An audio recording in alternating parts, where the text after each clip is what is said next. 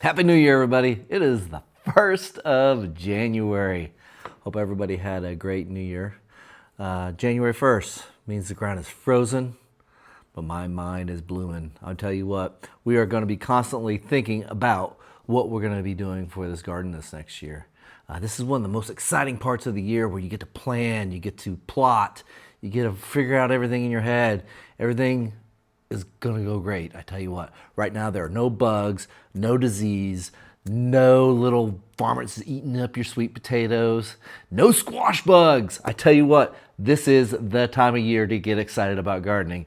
It is the planning stage. We get to decide what we're gonna do for this next year. We gotta go look over and see what worked last year, what didn't work last year. We'll kind of go through things. I am making some changes this year. I tell you what, we're gonna do some different things this year, and we're gonna be doing some stuff to prep for next year and for years beyond. So one of the things that I'm going to plan on doing this year is I am going to try to grow as many heirlooms as possible. Not to say that the hybrids aren't good for me, but if I can grow as many heirlooms as possible, it means I can save as many different seeds as possible. This is just a small chunk of what I saved over this past year.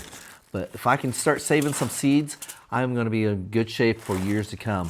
The more you grow in your garden, the more seeds that you save, the more those plants adapt to your area, adapt to your little microclimate, adapt to your soil. And when they adapt, they become robust plants. They're adjusted to your soil. They'll thrive even more so a year after year after year after year. So we are going to be starting the Crock Gardener garden with the Crock Gardener seeds from year to year to year to year.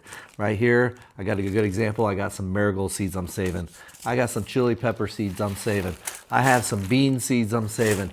I got some tomato seeds I'm saving. I got some paprika pepper seeds I'm saving. As a matter of fact, I got some paprika pepper seeds I'm saving and some I got from Hippie Chick Homestead. So my philosophy here is we're gonna grow some heirlooms. We're gonna try to gain some stability in the garden. We're gonna be able to grow seeds from year to year to year. And we're gonna know what each plant is gonna be able to do. We're not gonna have very many surprises. That's not to say I won't try any new things. I will try new things from here on out a little bit. But you know, instead of growing 14 types of different tomatoes like I did this last year, I think I might grow 2.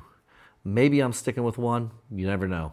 The Big Tomato Challenge winner that I had a few years ago, that was an excellent tomato. That was Mrs. Maxwell's giant Italian tomato. That thing worked out fantastic for me. I got more seeds of those. We're gonna continue to grow them this year. And we're gonna try to make as big tomatoes as we can. I've been doing this with my garlic, and my garlic has been a proven winner as well. The next thing I'm going to do, changing things up in my garden, is I am going to try to make specific zones for each plant and try to keep those in the same spot from year to year. I used to rotate my crops, trying to get the best use out of my soil and different things like that. But to be honest with you, am I really putting that much heavy uptake in the soil nutrients that I just can't simply replace? I think I do a good job of being a good steward of the soil, so I think I do replace those quite a bit. So I had made a map. And on this map, I am hoping that I can start placing my tomatoes in one row from year to year to year to year. And hopefully I won't run into blight, different issues like that. But that's one of these things I'm gonna try to do, so that way I know when I have an 8-foot bed of sweet potatoes, if we eat that whole 8-foot bed of sweet potatoes that gets harvested, we know that we are perfect. If we need to slim that down to a 4x4 bed, we can do that. If we need to expand that to a bigger bed, we can expand it. This is gonna give me a good idea on what the family needs to be able to get a good harvest out and maximize the majority of the space out of the garden. So if you look at this map here, I do have a couple things on here. I do have several perennials on there, plants that come back from year to year. If you notice, I got the blackberries, elderberries, rhubarb, I got the cold-hardy kiwi, and I got the grapes. They're all listed as an asparagus as well. I have all those listed on the map. Those things are going to stay put. This first year, I'm going to be doing some experimentation with things. I'm going to have my tomatoes and my carrots all in one area. We're going to see if they work out. I'm actually shrinking down the amount of tomatoes I have. I used to grow a ton of tomatoes, and I'm hoping this year if I shrink it down, and I have one variety, I'm not experimenting with a bunch of varieties, I'll get just as many tomatoes out of that smaller area, and I'll have more room for different things. I'll be able to grow my celery, I'll be able to grow my peppers and different things like that. I do have Brussels sprouts, cabbage, all in one area on here. I do have a couple spots for onions. In the past, I did kind of spread my onions around. That did good, but I also found out that I also got shaded out in different areas. So that's kind of what I'm trying to think on here with this stuff. If I have a tomato plant that's on a trellis, for example, it will get shaded out. It will shade out other things. I want to make sure I got something that's going to be compatible with it, like for example bush beans or different things like that. So we do have a lot of space on here. Matter of fact, I do have an open spot over here. If you guys got any ideas of things that I am missing, things that I should try, that's going to kind of be my little experimental zone. Let me know down in the comments. I'll put some in there. We'll go out and we'll buy the seeds.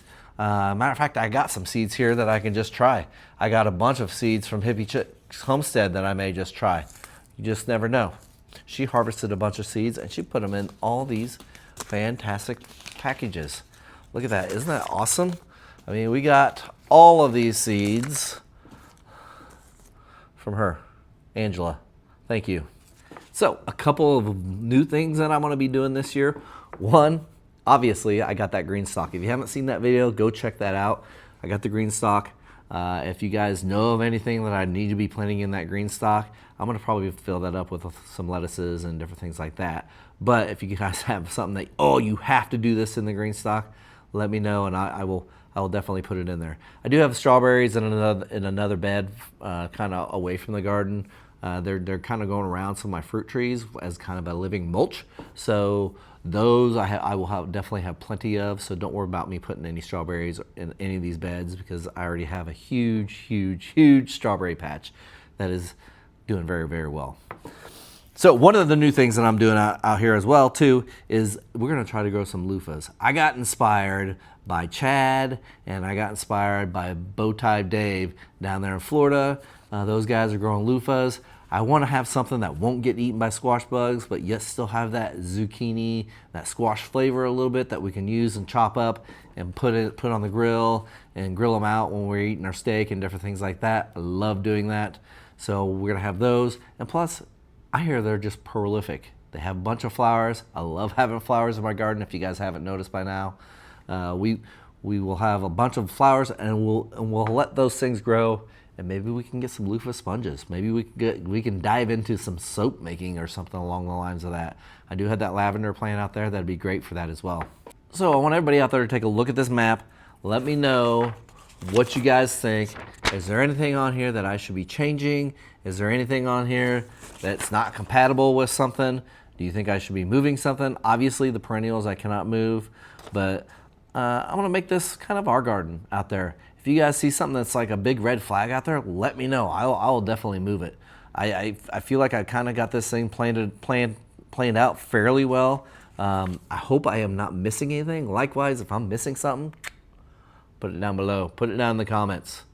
We'll be soon starting seeds. As you can see right back here, I got my seed shelves started. Well, I don't have them started, but I got them hooked up. The lights are all hooked up. We're working on getting that stuff ready to go. Be prepared for some seed starting videos. We are going to definitely going to get some seeds started, probably earlier than what we should. That's the way we do things around here. But we'll get things started. We'll start the how to grow videos. We can start that, maybe start one in January, right off the cusp of the year. Maybe we'll start a what to grow and what to plant in January. Might do that in the middle of January because it's still a little bit too early to start planting things. But then we can also get the February, March, April, May, all the way to the end of the year. And likewise, I'm gonna also keep up my winter gardening series. We're gonna see how that cabbage does. I got hopes that I'm gonna still get some cabbage. I'm leaving it out there just a little bit longer, just so I can see if I can get those heads just a little bit bigger. I think that they're going to be growing just a little bit more. So I know it's been a long time that they've been out there, but I feel like we're getting somewhere with them. So if you guys like this content, please click that subscribe button down below. Give me a thumbs up. And like I said, let's have a discussion. What am I missing on my what am I missing on my map? What should I grow that I don't have on here? Leave me a comment. Cheers, guys, and God bless.